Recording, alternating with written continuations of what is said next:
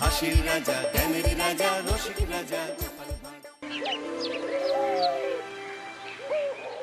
কি আজকে এত বেলা হতে চললো, কিন্তু সবাই এখনো পর্যন্ত এলো না।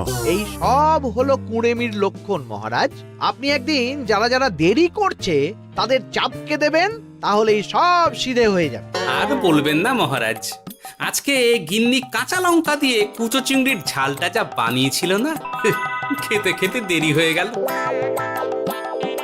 গোলগাপ্পি দেওয়ার আর জায়গা পাও না না? বিশ্বাস করুন, সত্যি খুব ভালো রান্না করেছিল গিন্নি, তাই আবার আরেক হাঁড়ি ভাত চড়াতে বললাম। আর সেটা খেয়ে আসতেই তো দেরি হয়ে গেল। আরো এক হাঁড়ি?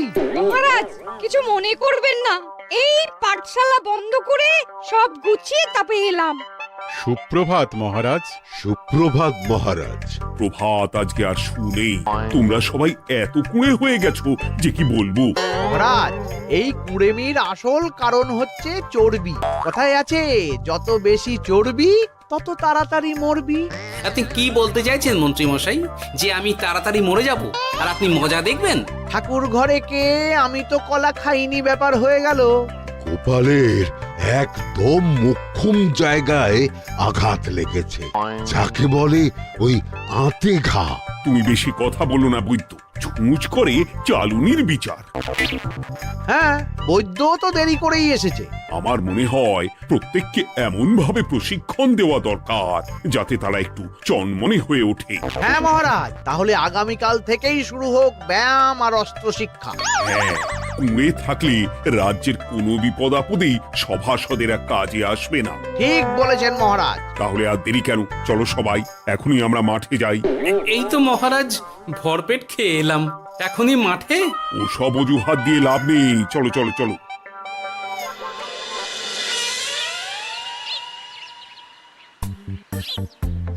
এবার সবাই সারিবদ্ধভাবে দাঁড়িয়ে পড়ো। কি গোপাল কোথায়? মহারাজ, গোপাল আপনার পিছনে দাঁড়িয়ে আছে, চুপি চুপি। এই এই এই গোপাল, যাও যাও মাঠের মাঝখানে গিয়ে দাঁড়াও। এই চাঁদি ফাটা রোদে কেন মহারাজ সুস্থ শরীরকে ব্যস্ত করছেন? এইসব বাজে কথা শুনতে চাই না। শুয়ে বসে থেকে শরীরের কি অবস্থা করেছো? শরীরের নাম মহাশয়, যা সবে তাই সয়। তুমি যাবে না, তোমাকে এক্ষুনি বরখাস্ত করব। কি জ্বালা! যেখানে আমার সব কাজ বুদ্ধি দিয়েই হয়ে যায়, সেখানে গায়ের জোরের কি দরকার? হ্যাঁ, এই গোপাল, আমি 1 থেকে 3 অব্দি গুনবো, তারপরে সবাই এই মাঠের ধার বরাবর 5 বার পাক দিয়ে দৌড়বে। ঠিক আছে মহারাজ, আমি প্রস্তুত। আমি রোগা পটকা আছি, কোনো সমস্যাই হবে না। হয়ে গেল। সবাই প্রস্তুত? 1 2 3।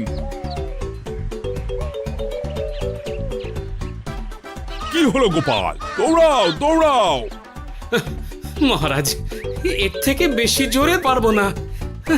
আই, কে আছো? একটা কঞ্চি দাও। এই সেরেছে।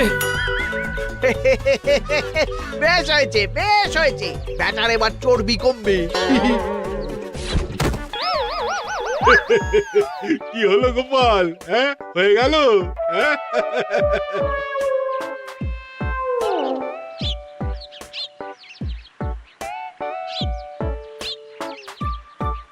এই গুলটে, উঠি, আমাদের দাদু উল্টে গেছে।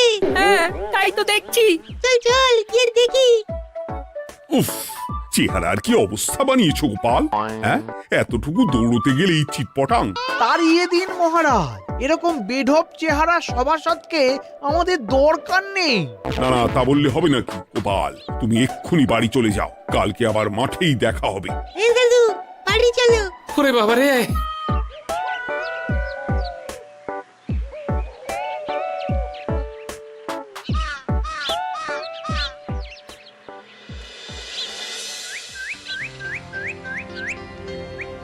আরে ধুর ছাতার মাথা, তখন থেকে জল খেয়েই চলেছ।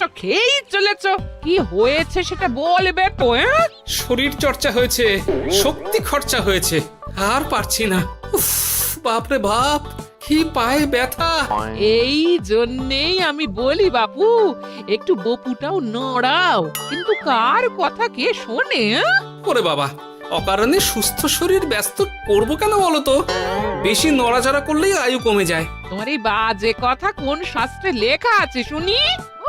শাস্ত্রে কেন যাব, বাস্তবে জলজ্যান্ত উদাহরণ আছে।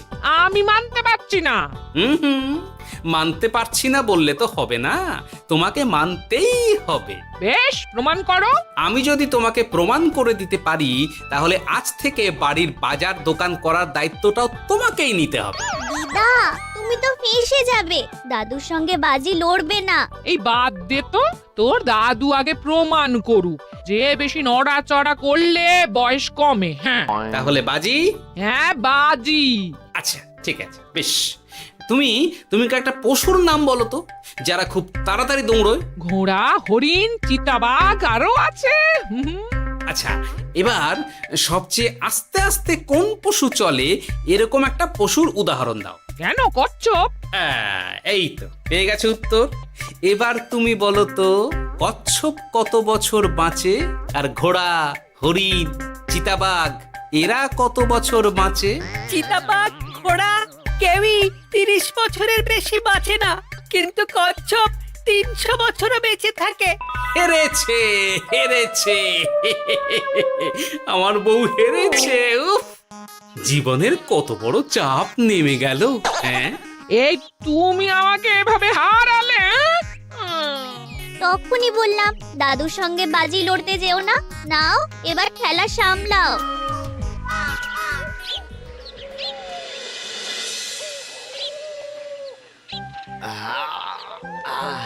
আরো ভালো করে মালিশ কর। আজকে ছোটাছুটি করে পা দুটো বেশ ব্যথা ব্যথা করছে। কালকে তো আবার অন্য পরীক্ষা। আরে আমার হালকা চেহারা আছে, সব সামলে নেব। কালকে তো অস্ত্র চালনা হবে, কালকে আমি কাঁপিয়ে দেব। কাঁপাতে তো হবেই মন্ত্রী মশাই। আমরা আপনার শরীরে এমন ঘষা মাজা করে দেব না, মনে হবে আপনি না একটা জলযন্ত্র অস্ত্র চালনা করতে যাচ্ছে। বাস এই তো চাই। বাবারি, আস্তে আস্তে। আরে বাবা, আপনার তো ইস্পাতের শরীর, ভাঙবে তবু মচকাবে না। চিন্তা করছেন কেন? ভয় পাবেন না, ভয়কে জয় করতে হবে। আরে আরে আরে, তোরা আমার কথাটার সাথে করছিসটা কি? মানুষটা মরে যাবে তো। চিন্তা করো না গিন্নি। বাবা, ওরা বলেছে আমার ইস্পাতের শরীর, ভাঙবে তবু মচকাবে না। একবার এই বুড়ো বয়সে হাত পা ভাঙলে কি সামলাবে শুনি? মন্ত্রী মশাই, আমাদের বকশিসটা দিয়ে দিন, আমরা কেটে পড়ি। বাবারে বাবা, দিচ্ছি। এনে এত খাটানোর পরে এতেই এখন খুশি থাক। হ্যাঁ,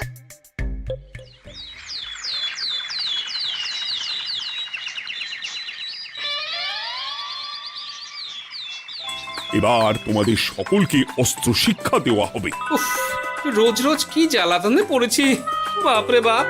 বাবা মা কাউকে ডাকার দরকার নেই, ভালো না লাগলে রাজসভা চাকরি ছেড়ে চলে যাও। মহারাজ, এটা তো উচিত নয়। যে যেটাই পারদর্শী তাকে সেটাই করতে দিন না। একটা বাঁদরকে যদি আপনি বলেন শিকার করে মাংস খেয়ে দেখা, সে কি পারবে মহারাজ? মহারাজ, গোপাল একটু বেশি কথা বলছে, ওকে আপনি বের করে দিন। আমি তোমার কথায় গলবো না গোপাল, তোমাদের সবাইকে এখন অস্ত্র শিক্ষা শিখতেই হবে। কর্তার ইচ্ছায় কর্ম, এখন তো আমার আর কিছুই বলার নেই। তাহলে আর দেরি কেন, তোমরা সবাই একটা করে ঢাল আর একটা করে তলোয়ার তুলে নাও। সেনাপতি, বলুন মহারাজ। তুমি সকলকে অস্ত্র শিক্ষা দেবে, তলোয়ার চালানো শেখাবে। এক এক করে প্রত্যেকে তোমার কাছে যাবে আর এক এক করে তুমি সবাইকে তলোয়ার চালানো শেখাবে। আচ্ছা মহারাজ, তাহলে ওই সবার প্রথমে চলে আসুন মন্ত্রী মশাই। হ্যাঁ, আমি প্রস্তুত। আমার শরীর ইস্পাতের মতো, ভাঙবো তবু মচকাবো না।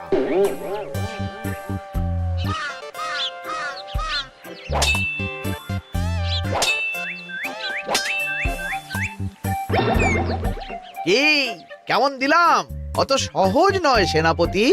আমি মন্ত্রী এমনি এমনি হইনি, আগে অস্ত্র শিক্ষা শিখে তবে মন্ত্রী হয়েছি। এটা কি হলো? হ্যাঁ, আপনি অস্ত্র শিক্ষায় পারদর্শী, কিন্তু আরো বিচক্ষণ হতে হবে। কারণ আজকে এই পাগড়ির জায়গায় আমি যদি তলোয়ার আপনার গলার দিকে চালাতাম, তাহলে কিন্তু আপনার এই ভবলীলা এখানেই সাঙ্গ হয়ে যেত। ঠিক আছে ঠিক আছে, মনে রাখবো। এবার বাকিদের তো ডাকো। হ্যাঁ, এরপরে তলোয়ার চালানো শিখতে আসবে গোপাল। গোপাল দাদু, গোপাল দাদু। বাবা বাবা বাবা, গোপাল তুমি আবার দল বল নিয়ে এসেছো। দেখি তোমার কত দম। গোপাল, তুমি প্রস্তুত হও। হ্যাঁ হ্যাঁ, আমি প্রস্তুত। ওরে বাবারে, এ তো ভয়ানক চাপের কাজ, আমাকে বেশ বেগ পেতে হচ্ছে। সামলাও গোপাল।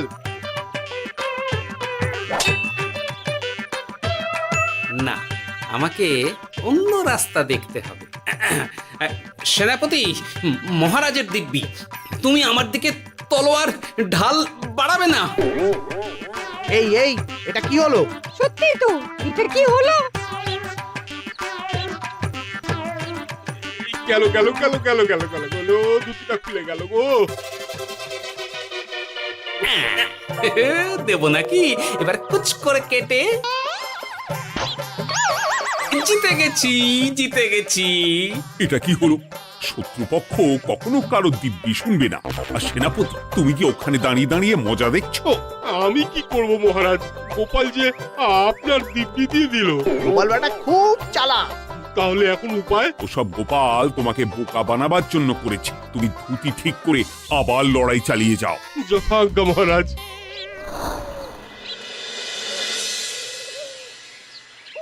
কিরে ন্যাপলা, তোদের দিদা আমার জন্য কি রান্না করে পাঠিয়েছে রে? এই তো ভাত, আলু সেদ্ধ, এই পুঁই শাকের ঝোল আর রুই মাছের ঝাল। আর তোদের যে তোষক, বিছানার চাদর আনতে বলেছিলাম, এনেছিস তো? ওই তো দাদু, কুটির গুলটে আর বাকিরা সবাই ধরাধরি করে নিয়ে আসছে। ব্যাস, তাহলে তার কোনো চিন্তা নেই। খেয়ে একটা জব্বর ঘুম দেব, কারণ এখানে যা রঙ্গ দেখছি তাতে বিকেল হয়ে যাবে। তলোয়ার শিক্ষা আজকের মতন এইটুকুই থাক। এবার শুরু হবে বল্লম শিক্ষা। সবাই আবার আগের মতন সারিবদ্ধভাবে দাঁড়িয়ে পড়ো। আহ, তোদের দিদা পুঁই শাকটা কিন্তু বেশ জব্বর বানিয়েছে। তোদের দিদার হাতের রান্নার কোনো তুলনাই নেই। আহা, কি স্বাদ! এ কি, গোপাল আবার কোথায় গেল? এই তো মহারাজ, আমি এখানে ওই পুঁইয়ের ঝোল আর রুইয়ের ছাল দিয়ে ভাত খাচ্ছি। এসব কি মাঠের মধ্যে খাওয়া? আরে শরীরটাকে তো রাখতে হবে। তাড়াতাড়ি খেয়ে এইদিকে এসো। আসছি আসছি আসছি। এবার আমি তোমাদের দেখাবো কিভাবে বল্লম নিয়ে তেড়ে যেতে হয়। দেখান মহারাজ।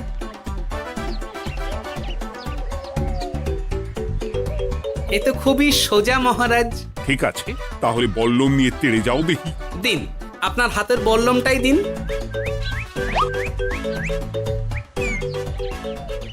আরে আরে, গোপাল তো মাঠ থেকেই চলে গেল। আমি ডেকে আনছি মহারাজ। আরে আরে, ও গোপাল, গোপাল, মহারাজ ডাকছেন। থামো থামো। মহারাজ বলেছেন বল্লম নিয়ে তেড়ে যেতে। তেড়ে গিয়ে আবার ফিরে আসতে তো উনি বলেননি। আরে, এ তো মহা মুশকিল। উনি এক্ষুনি তোমাকে মাঠে ফিরতে বললেন। সেটা আপনাকে বলতে পারে সেনাপতি, আমাকে তো বলেনি। আমি চললাম।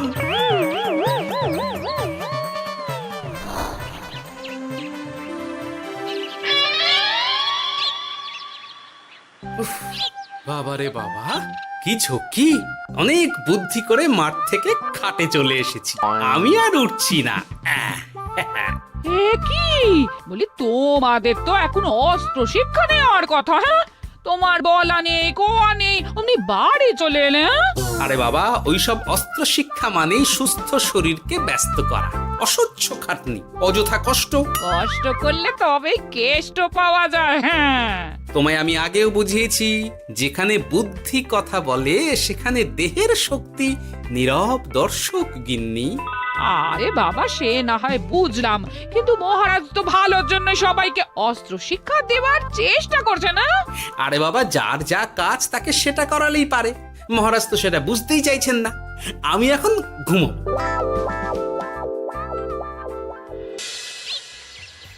দরজা খোলো গোপাল, দরজা খোলো। গোপাল, গোপাল দরজা খোলো বলছি। ব্যাস হয়ে গেল। একটু শান্তিতে ঘুমাবো তার জো নেই। দরজা খোলো গোপাল। বলুন মহারাজ। তুমি কি পেয়েছোটা কি গোপাল?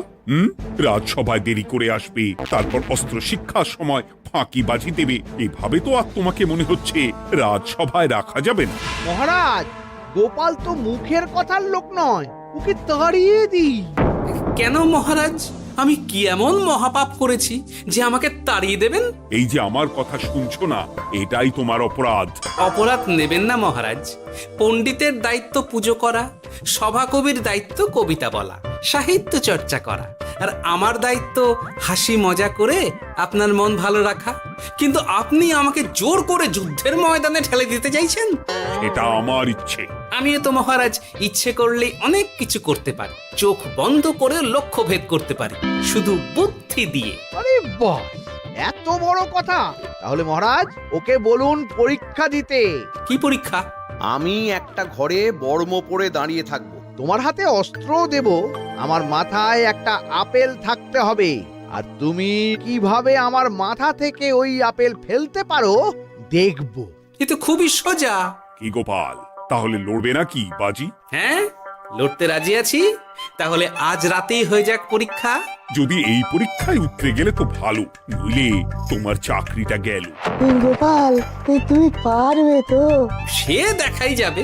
আজ রাতে তাহলে রাজবাড়িতে দেখা হচ্ছে। যদি আমি এই পরীক্ষায় বিফল হই, তাহলে আমার চাকরি আপনি কেড়ে নেবেন, আর যদি সফল হই তাহলে মন্ত্রী মশাইকে শাস্তি দেবেন। আমি নিজে সারা কৃষ্ণনগরে নাক্ষত দেব। বেশ, দেখা যাক।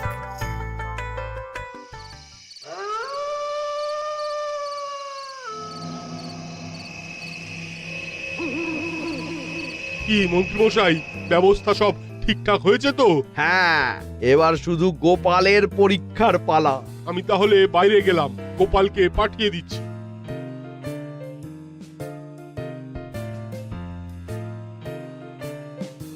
এবার যাও গোপাল, ঘরের ভিতরে যাও, দেখি তুমি কি করে মন্ত্রীর মাথা থেকে আপেল ফেলতে পারো।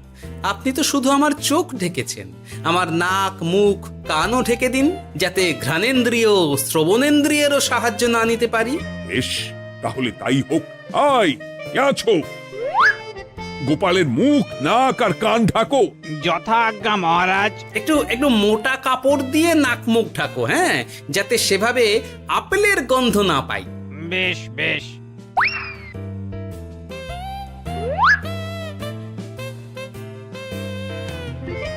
যাও গোপাল।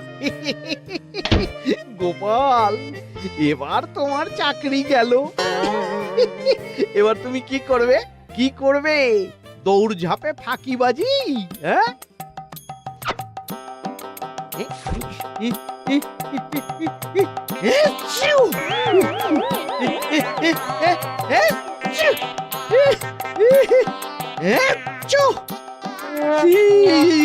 গেল গেল গেল গেল গেল, আপেল পড়ে গেল। আপেল পড়ে গেল? মহারাজ, এর মধ্যেই গোপাল আপেল ফেলে দিয়েছে। ঘরের ভেতরে চলো।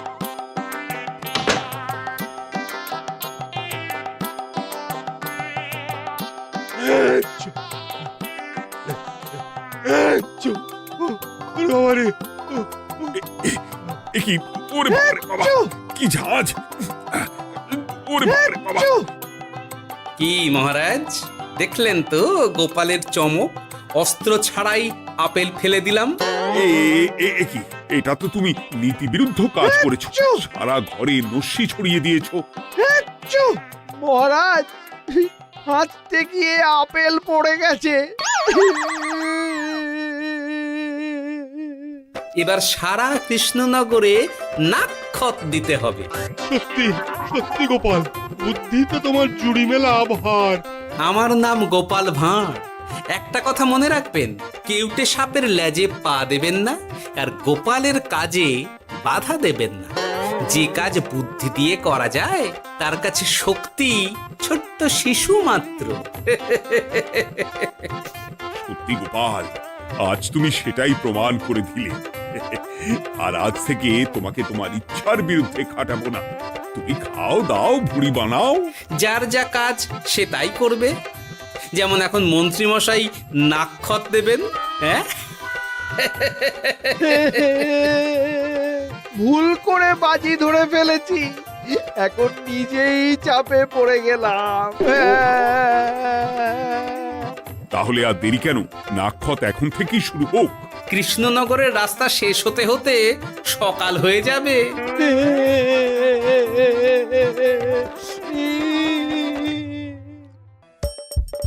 হাসির রাজা, জ্ঞানের রাজা, রসিক রাজা।